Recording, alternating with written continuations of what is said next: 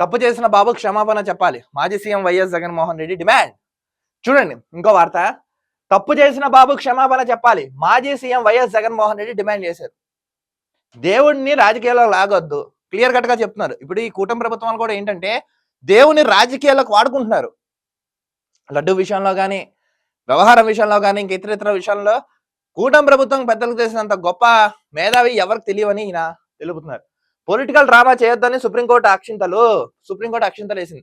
Political డ్రామాలు చేయకండి, మంచిగా ఉండండి, సెన్సిటివ్ మ్యాటర్స్ జోలికి వెళ్ళి రాష్ట్రాన్ని అబాస్పాలు చేయకండి సుప్రీంకోర్టు తెలిపింది కదా. నేను ప్రెస్ మీట్ పెట్టారు. శ్రీవారి లడ్డుని రాజకీయం చేయొద్దని చెప్పింది. సీఎం సొంతంగా వేసుకున్న సిట్ని రద్దు చేసింది. చంద్రబాబు నాయుడు గారు వీళ్ళు ఈ కూటమి ప్రభుత్వంలో ఏం చేస్తారంటే సొంతంగా సిట్ ఏర్పాటు చేసుకున్నారు. సో ఇప్పుడు ఈ విషయం సుప్రీంకోర్టు వరకు వెళ్ళడంతో అది రద్దు చేసి మేము ఈ దర్యాప్తు బృందాలు మేము వేస్తాం, మీరు ఈ పరంగా మీరు దర్యాప్తు చేయండి అని సుప్రీంకోర్టు మొట్టికాయలేసింది రాష్ట్ర ప్రభుత్వాన్ని. సిబిఐ డైరెక్టర్ పర్యవేక్షణలో స్వతంత్ర దర్యాప్తు బృందం ఏర్పాటు. బాబుకు దేవుడు అంటే భయం, భక్తి రెండు లేవు. వాస్తవానికి చంద్రబాబు నాయుడుకి ఇలా ఈ రెండు ఏం లేవు. దేవుణ్ణి నమ్మడు, ఎవరిని నమ్మడైనా నమ్మినట్టు నటిస్తాడు. బాబుకు దేవుడు అంటే భయం లేదు. ఇప్పటికైనా తిరుమల శ్రీవారి పాదాల చెంత తప్పైందని వేడుకోవాలి. సరే ఈయన కూడా వేడుకోవాలి. మీరు కూడా రండి, మీ హయాంలో ఏం జరగలేదు, మీరు కూడా సంతకం పెట్టండి. జగన్మోహన్ రెడ్డి గారు, చంద్రబాబు నాయుడు గారు, మీరు కూడా రండి.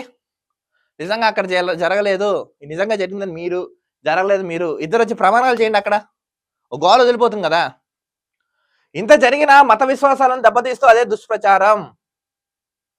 న్యాయం చేయవలసిన వీళ్ళు మాకు ఇది కాదు అది కాదు పూనకాలతో ప్రెస్ ముందుకు వచ్చి మాట్లాడుతూ న్యాయం చేయకుండా పోతున్నారు. వీళ్ళు వాడని తయారీ కాని లడ్డు తినని భక్తులు. కళ్ళెదుటి ఆధారాలు కనిపిస్తున్న ఆగనే వక్రీకరణలో చాలా మంది స్మెల్ వస్తుంది.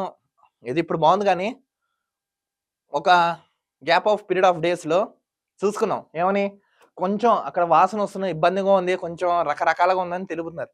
మొత్తానికి ఏంటంటే తప్పు చేసిన వాళ్ళు క్షమాపణ చెప్పండి అని జగన్మోహన్ రెడ్డి గారు తెలిపారు.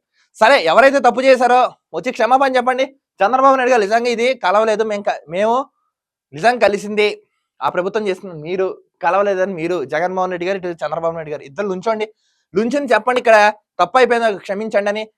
నిజంగా అది తప్పైందని అనుకుంటే మేము నాశనం అయిపోతాం, అవ్వలేదని చెప్తే మేము నాశనం అయిపోతాం, ఇద్దరు ప్రమాణం చేయండి. ఈ సున్నితమైన అంశాన్ని క్లోజ్ చేసేయండి. దయచేసి ఏ రాజకీయ పార్టీ వాళ్ళు మాత్రం రాజకీయాలు మాత్రం వీటిని బేస్ చేస్తూ మాత్రం చేయకండి.